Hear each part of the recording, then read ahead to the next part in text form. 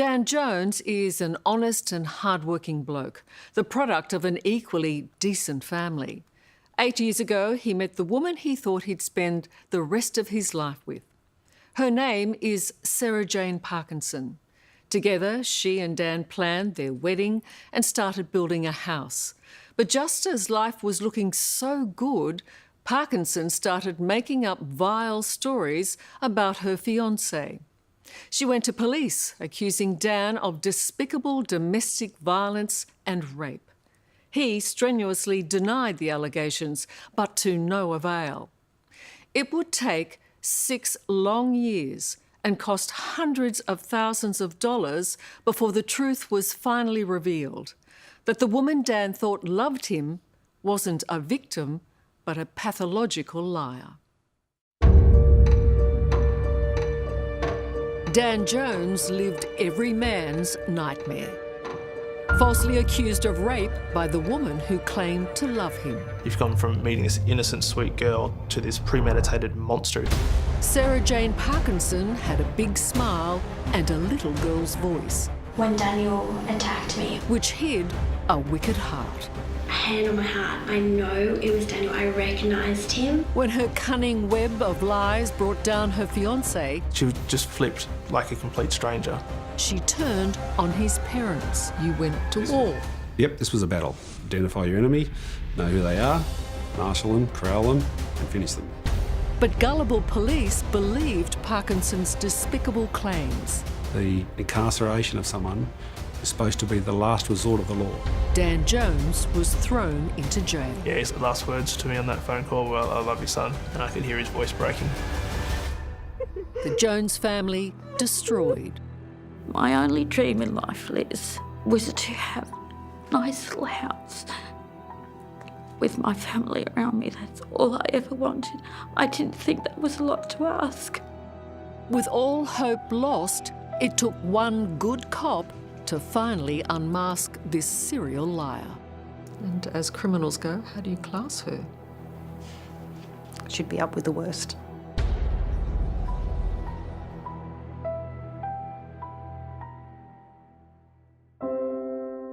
It all began back in 2011, when Dan Jones, then 25, met 20-year-old Sarah Jane Parkinson.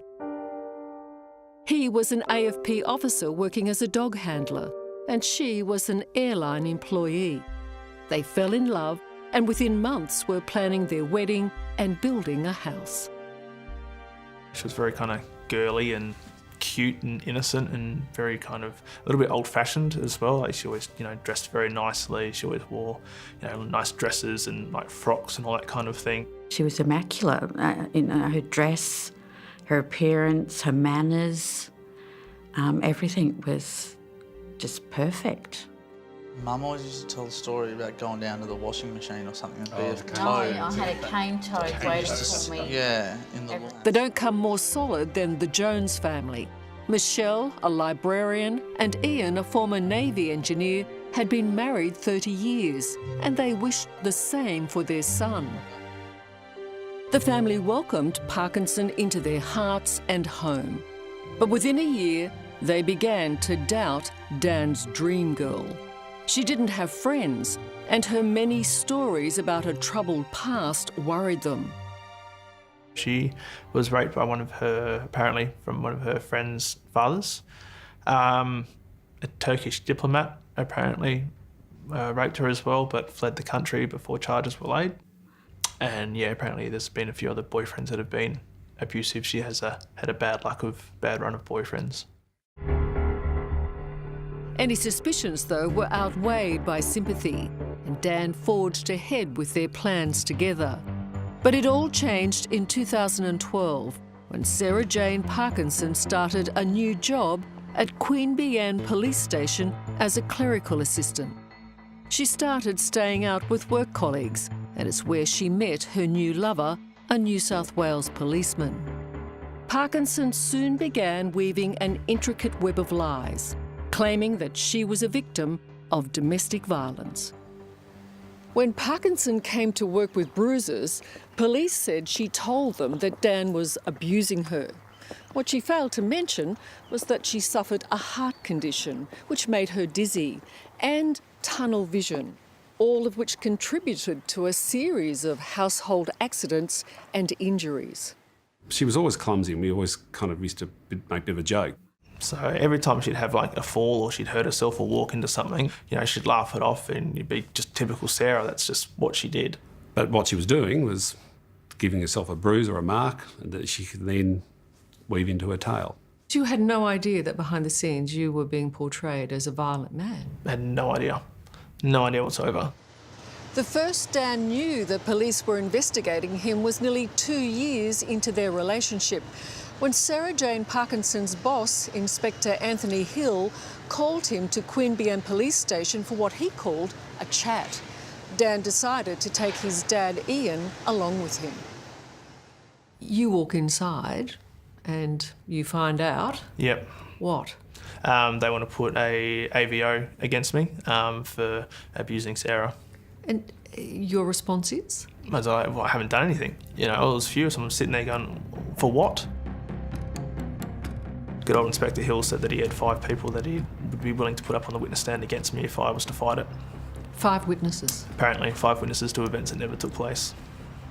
And did you say, my fiancé should be able to tell you that's not true? Yep, and she says she doesn't want to speak to you about it. She doesn't want to speak to you about it? Yep. Daniel came back very agitated. Ian was quite angry. And what were you thinking about Sarah Jane Parkinson at this point? I was starting to get the suspicion we'd let a rat into the house. A rat in the house? Yep. You go home and you live with Sarah Jane Parkinson? Yep. Even though you've got this AVO Yeah.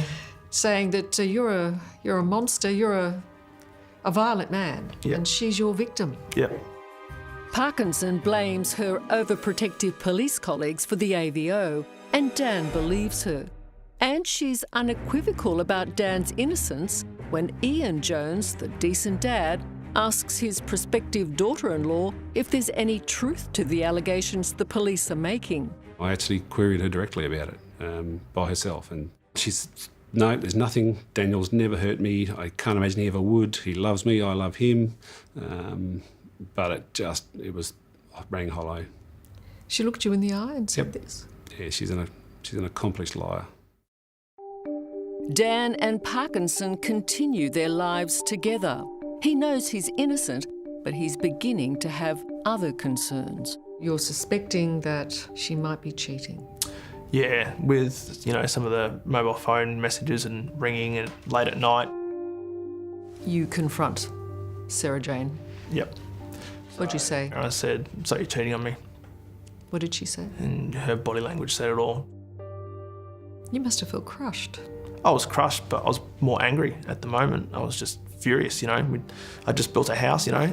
She'd moved in with me, everything was going well. I had, you know, a good career. I had, you know, my dream car I always wanted. I had, you know, everything was going right. And on that instant, everything just went to shit. The relationship ends in November 2013. Within days, Sarah Jane Parkinson comes here to Canberra's Gungahlin Police Station to make more claims about Dan. This time, they're so extreme that to believe them is to believe that Dan is a monster. So many allegations. Yep. So many horrific stories about you. Yeah, there were 32 in total. You don't get a chance to defend yourself. You're pretty much just going, didn't happen 32 times. And like some of the charges that get written out to you, like they're disgusting. Like, they're the worst allegations a guy can be, you know, charged with. Or it's filthy. Dan had apparently raped Sarah Jane Parkinson, according to her. Allegedly? She'd stated that he'd struck her on the head with a lump of wood, a tyre lever. He'd urinated on her. Yes. He made her stand outside in the rain when she came home late and wouldn't let her in. You must be thinking, what is this? This was just the charges.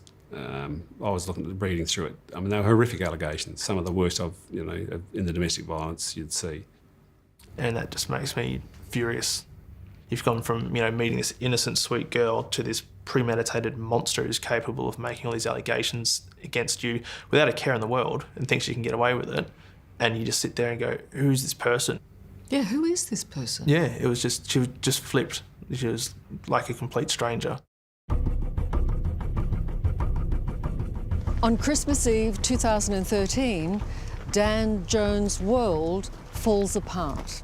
He was working here at the Alexander McConaughey Correction Centre as a prison officer. And as he's leaving to go home, he is arrested in front of his colleagues and charged with 32 counts of domestic violence, including rape. He could not believe it. But Sarah Jane Parkinson's work was not yet done. Her next target was Ian Jones, Dan's father.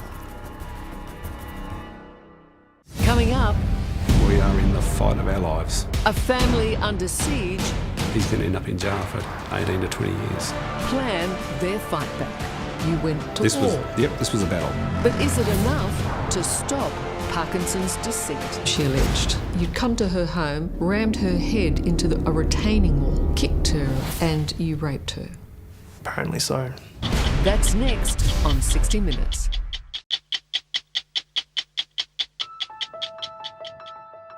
It's January 2014, and Dan Jones is facing 32 counts of domestic violence, including rape, brought against him by his former fiancée, Sarah Jane Parkinson. Dan has lost nearly everything: his home, his job, and his reputation. He's virtually under house arrest at his parents', while Parkinson lives in his house. His bail conditions are so strict, one breach and he'll also lose his freedom. You just completely lost, helpless, confused. Everything's just going in your head. Like, it was me against the whole AFP. It was pretty much me against any person in a blue uniform at that point. It's obviously not the most favourable place to come back to. Yeah. So overwhelmed by what was happening, the Jones family realised they were under siege, and that it wasn't only Sarah Jane Parkinson they had to worry about. It seemed police believed every word she uttered. So I got the family together and I said, we are in the fight of our lives. We are battling two police services, New South Wales and the AFP. We're incurring huge legal costs, and the consequences to Daniel, if this runs the way it's looking it's going, he's going to end up in jail for 18 to 20 years. I can remember saying, people are going to get angry at each other. We're going to snap at each other. We're going to be tired. It's going to cost a lot of money. But we have to do this because it's wrong. Did you mentally change then? Yep, I did. To what? I went on, I'll use the term war footing.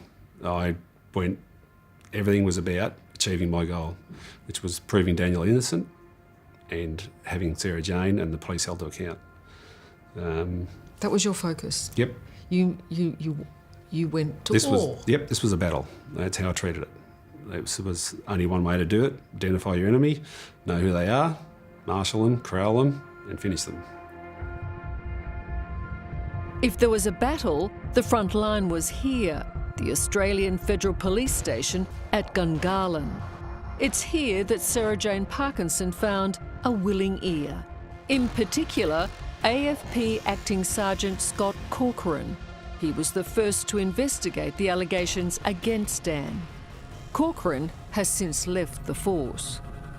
This was not a mistake or an oops. This was a carefully orchestrated, prolonged and vicious attempt to get Daniel. If Ian's anger is on display, it's for good reason. Police here again backed Sarah Jane Parkinson when she suddenly made outrageous allegations against him. Within a month of Dan's arrest, Ian too found himself slapped with a court order.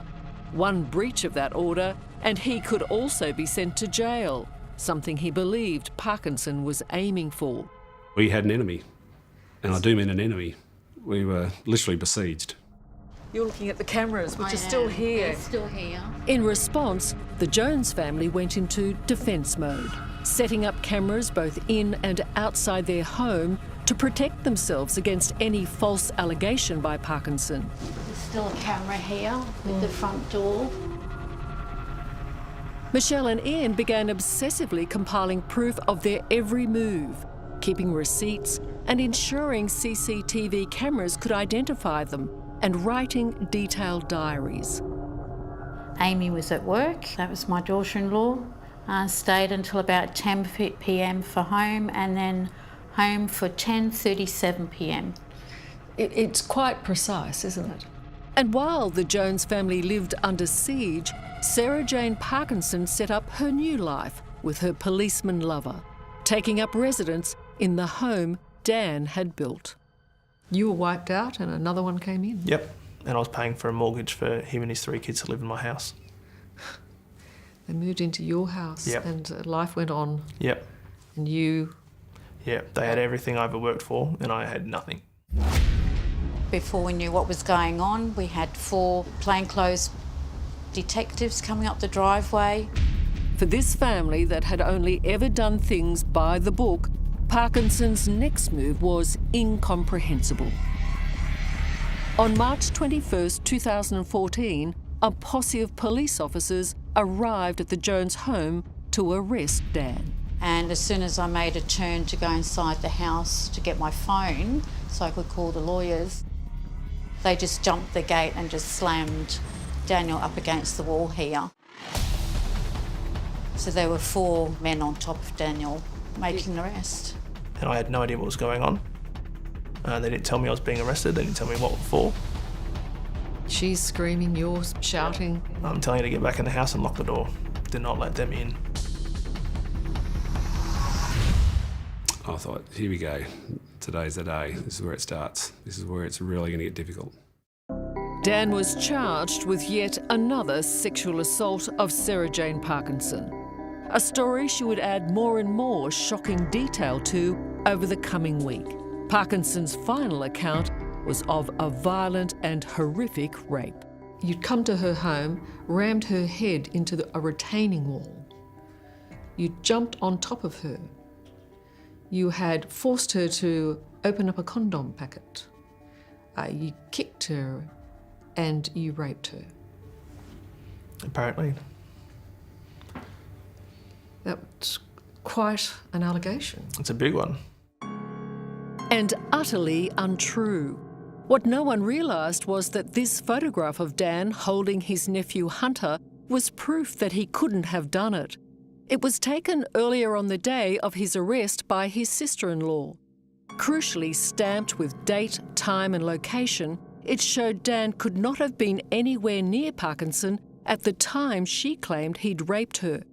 Yet, Dan faced the court fighting for his freedom. I can remember seeing him handcuffed and looking over his shoulder at us, and it became a habit of mine to go, chin up, shoulders back, chin up. This was it. This was where Dan's life, as he knew it, came to an end. So serious was the charge of rape that Dan, a former prison officer, was denied bail and sent to Australia's toughest jail, Goulburn's Supermax. Probably the worst day of our lives, that one. The taking of someone's freedom is supposed to be the last act. Daniel was banged up so fast it wasn't funny. And if anyone found out who he was while he was in there, he was dead. So I got one phone call, I spoke to Dad, and he said, you know, we'll get through this and everything. And yeah, his last words to me on that phone call were, I love you, son. And I could hear his voice breaking. You know, he's the strongest guy I know, and if he was struggling to get through it, then how was I expected to do the same? That phone call, like, broke me, you know? Coming up, an innocent man locked away. I thought, what are we going to do? Another victim, She'd made me feel as though I was guilty of everything she'd said. Sarah Jane Parkinson's shocking history exposed. People at school thought for 10 years that my dad was a rapist. But is her trickery about to unravel? And what the evidence showed is it didn't happen.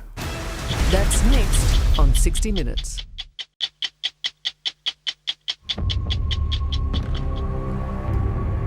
Dan Jones is locked away. The former prison officer in a jail that houses the worst of the worst, Goulburn Supermax. Outside the jail, his family is desperately trying to free him and undo the damage done by the woman who once claimed to love him, Sarah Jane Parkinson. But this was not the first time Parkinson has accused an innocent man of rape. She'd made me feel as though I was guilty of everything she'd said. Everything. 10 years ago, Parkinson accused Keith Lewis of raping her and threatening to kill her and her family. They were extraordinary allegations because at the time, Parkinson's best friend was Keith Lewis's daughter, Sarah. This is a girl who I trusted my life with, and why would she lie? But my dad wouldn't do that. But why would someone lie? But people at school thought for 10 years that my dad was a rapist. I felt like my heart had been ripped out, and I was looking at people thinking, what are they judging me? That's what my thoughts were, and I remember going to the bedroom and just bawling my eyes out, just thinking about this. What do I do here? But Parkinson's hideous claims didn't end there. She also accused Keith of sexually assaulting his own daughters, Sarah and Rebecca, and abusing other girls at their school. Accusations that were all lies, but devastating for his family. Dad held me and he was crying, and my dad to me is, I don't think I've seen him cry very often in my life. And my dad said to me, he held me and he cried and he said, I didn't touch her. And he was crying, and to me that was the most heartbreaking thing that you would ever have to see or hear from your dad. This strong, stoic Navy, person that I've always looked up to hold you, bawling his eyes out, saying, I did not touch her, I promise you. And you found yourself, you said, even saying to your wife, do you believe me? How shocking though to have these conversations. Yeah, why would I be having that conversation? Like, why should I be having that conversation with my wife? I'm defending myself over something that I haven't done. Police agreed Keith Lewis didn't have a case to answer, and he was never charged over Parkinson's allegations. But Keith's family, his wife Robin and daughters, are still hurting. Natural, Sarah. I know, natural aunt. I just feel this helplessness that I just don't understand. I want to scream at her and ask her, why would you ever do this to us? But I can't. I feel broken when I see someone that could do such a horrible thing to such a good person. I hate what this has become, and reading through everything, I have concerns for physical and mental health. It's the same question being asked by Dan Jones. In his daily letters from jail, he writes about his confusion, frustration and despair. I'm scared. I shouldn't be because I've done nothing at all, but there is a small percentage of me that tells me I'm fucked. It's worrying to know that I'm not even safe at my home when I'm asleep. And there didn't seem to be any good news. Dan's parents were now faced with telling their son his time in jail, while awaiting trial, might be many more months. And he sat there and not a word, he just had tears coming down his face, and I thought, what are we going to do? You could see he was broken. Yeah.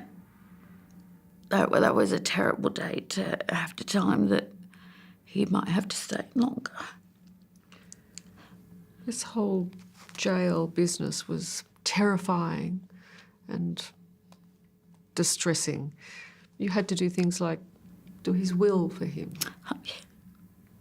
Organise a funeral if he should need it? I said to Daniel one day, and I said to him, Daniel, I have to ask you about your will.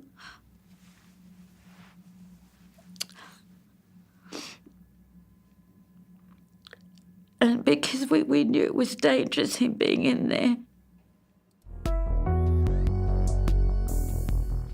As the Jones family was falling apart, they had no idea that this woman, Detective Sergeant Lisa Alexander, was about to turn everything around. So you arrive believing Dan Jones is a rapist? That's correct. And Sarah Jane Parkinson is a victim? That's right, yes. I thought, wow, what a family we've got here. One's in jail for rape and the others are chasing this poor victim. When Sarah Jane Parkinson escalated her claims of harassment by the Jones family, the case was handed over to the AFP's Criminal Division and Detective Alexander.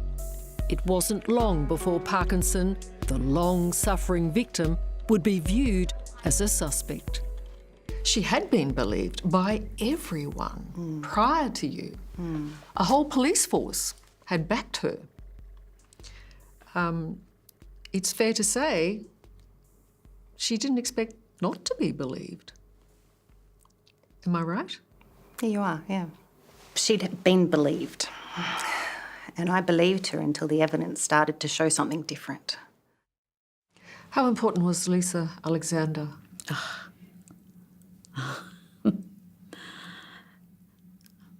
She was a godsend, an absolute godsend. Very professional, very calm. The behaviour was completely different towards us. Lisa Alexander, she turned the tide. Yeah, she saved Daniel, ultimately. Without her, he'd probably still be inside. But yeah, when she came along, it was very clear straight away that things were different. Can you tell me, in your own words, what your understanding of the caution is? That I can choose if I say or do anything, and whatever I do or say can be used as evidence. Yeah. For the first time, Sarah Jane Parkinson's allegations were being scrutinised, and Parkinson didn't like it, saying so in text messages to her police confidant, Acting Sergeant Scott Corcoran, who was now no longer in charge of the case. In one, she wrote to Corcoran, "Lisa showed up at my work on Sunday and caused a bit of a scene. She is horrible and I don't want to talk to her again." If Parkinson was rattled, it was for good reason. Lisa Alexander was scrupulous in her investigations. Someone had reported all of these fake crimes and blamed Daniel for all of them. And as far as I was concerned, and what the evidence showed, is he wasn't responsible for any of it. It didn't happen. She said, Daniel didn't do this. She said, I've got a lot of experience. She said, he didn't do this. And we were... Repeat that again. Yeah. Well, it was like, is this a trick? But it wasn't a trick. Lisa Alexander's case against Sarah Jane Parkinson was so compelling that the Department of Public Prosecutions in the ACT called for an emergency bail hearing. Dan, whom they'd so relentlessly pursued into jail, was now someone they desperately wanted out.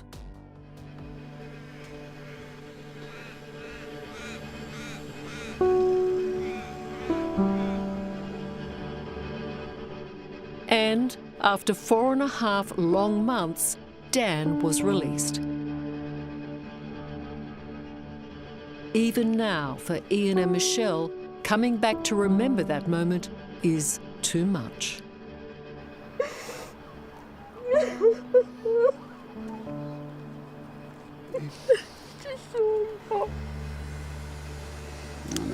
It should never have happened. It should never have happened. We've lost everything. We've lost everything.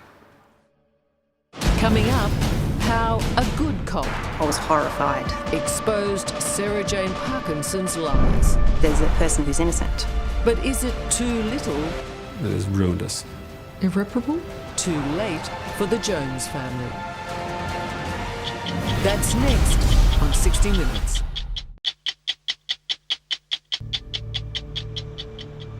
Hand on my heart, that was Daniel. I know it was Daniel. I recognised him.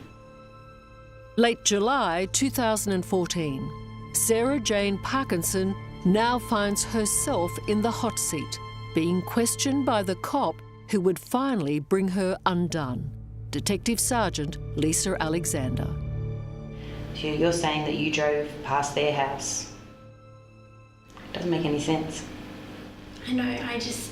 This is the actual audio of the police interview where Parkinson is being called to account for the raft of allegations she's made against the Jones family. We put it to you, Sarah, that you reported it stolen, falsely accusing them of offence. No. They're allegations that will finally reveal her to be a liar. I think it was just sheer desperation. Like, it's been a rough few years with Daniel. On reviewing of the evidence, there were a number of photos on Sarah's phone that I saw, and Sarah appeared to be very happy. And during those dates, Dan was in jail. So I found that very difficult, that a person could be so happy while someone else is in jail. Detective Sergeant Lisa Alexander had only been on the case for a few weeks. Police had spent the previous 2 years believing Sarah Jane Parkinson's claims of rape and domestic abuse, which had put Dan Jones behind bars. Now Parkinson was claiming a pattern of persistent harassment, threats and theft implicating Dan's parents Ian and Michelle and his brother Andrew. Do you think the Jones family would have survived this if justice ultimately didn't prevail? Well, it was already falling apart. Parkinson made many accusations, including that she was driven off the road and attacked by a man wielding a knife. This was a knife that you actually were able to trace. Yes. The steak knife Parkinson claimed was used to attack her was her own. We did a search warrant, and the set of 6 knives was only 5 knives. We had those knives later compared, and that was one of the set of 6. ACT Police, Alira speaking. Hi, my name's Sarah Parkinson. My power was cut off before, but I had a lock on the power box, and that's gone now. Parkinson also implicated the Jones family in multiple break-ins at her house. Police Operations, Jane speaking. Hi, my name's Sarah Parkinson. Last week, my house got broken into, and one of the things that was taken was my iPad. Then she claimed her iPad had been stolen and that software indicated it was at the Jones house.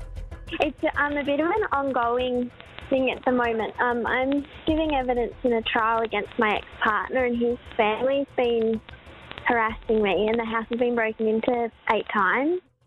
She was saying, my iPad's stolen and I know where it is. That's right, yeah. It's at the Jones home.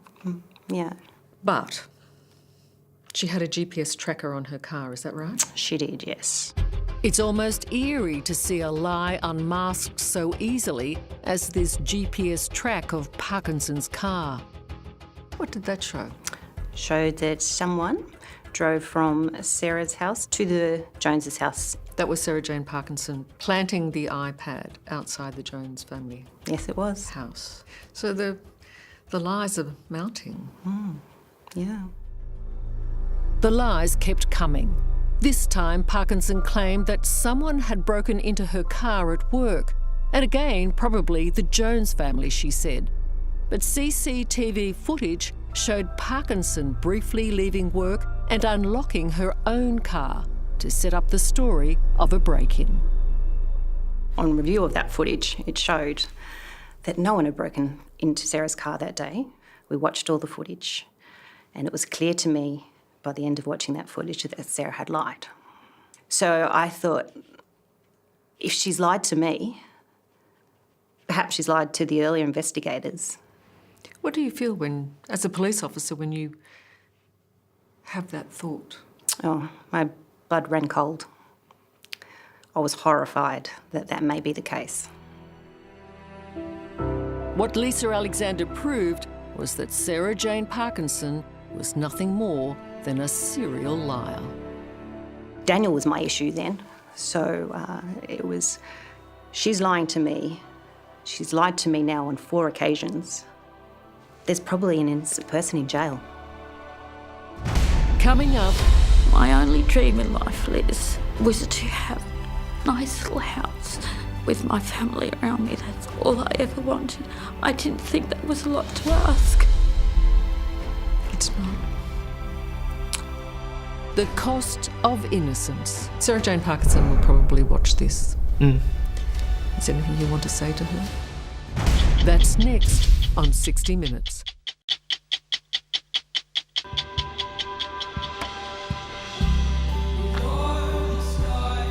For Dan Jones and his parents, Ian and Michelle, there is no joy.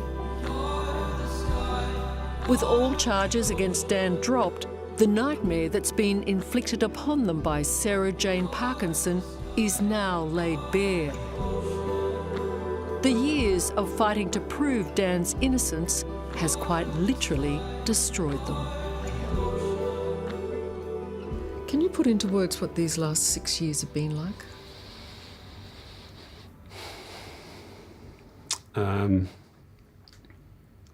They've taken a horrendous toll. Daniel's lost his career, his reputation, his livelihood, his house. Michelle and I expended huge amounts of money, which resulted in, significantly contributed to our divorce after over 30 years of marriage. It's shattered any belief we've got in the police, the legal system, the judiciary, the DPP. It's destroyed our family. It has ruined us.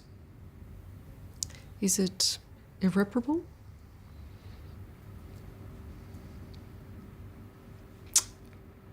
Yes, I think so.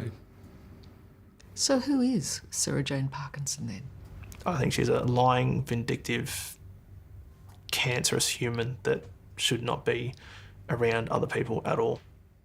I was a woman who could go bang, bang. Got a question, bang, I've got an answer. You know, I was a professional. I was in a professional position. All that's gone. You know, my marriage is gone. And my family, you know, all I ever wanted in life, my only dream in life, Liz, was to have a nice little house with my family around me. That's all I ever wanted. I didn't think that was a lot to ask. It's not. I didn't think that was a lot to ask.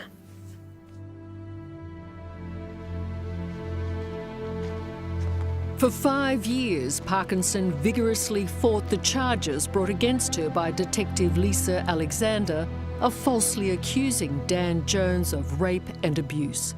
But early this year, Parkinson finally pleaded guilty, admitting to the court she'd made it all up.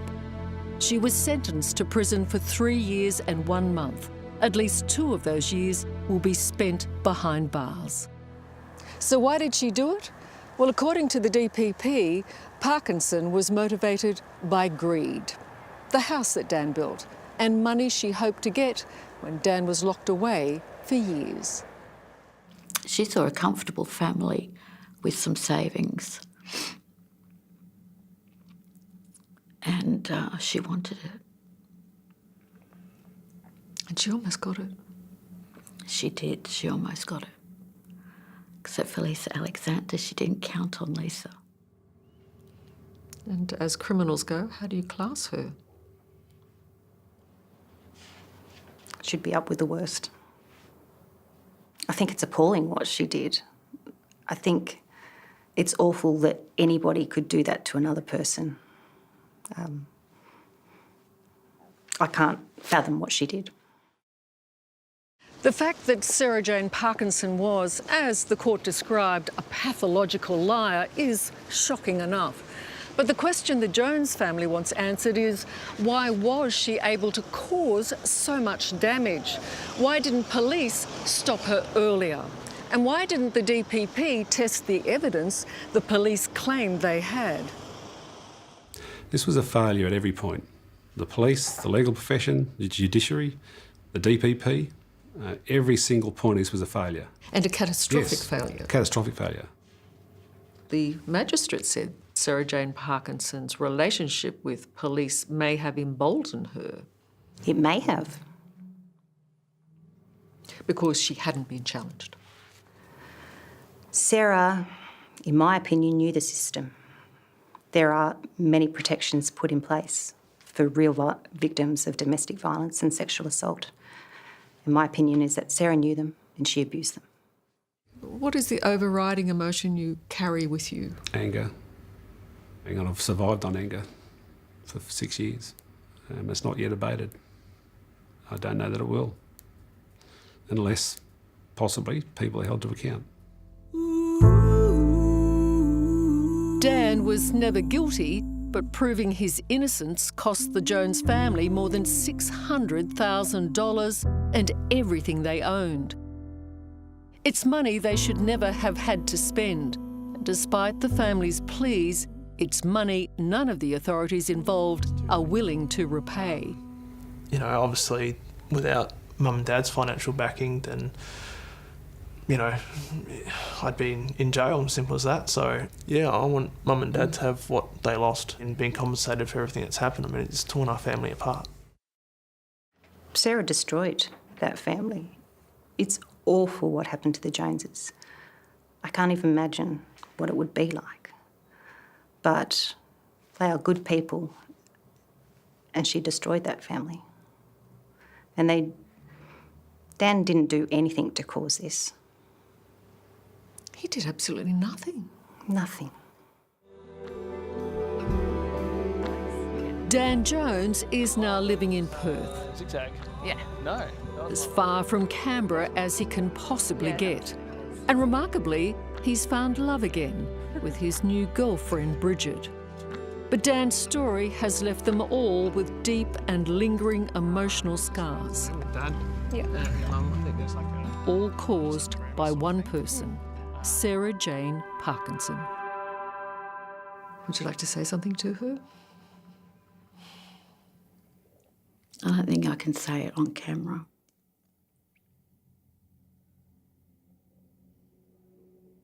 I really don't. I think if she ever came near my family again, God help her. So God help her. Stay away from my family.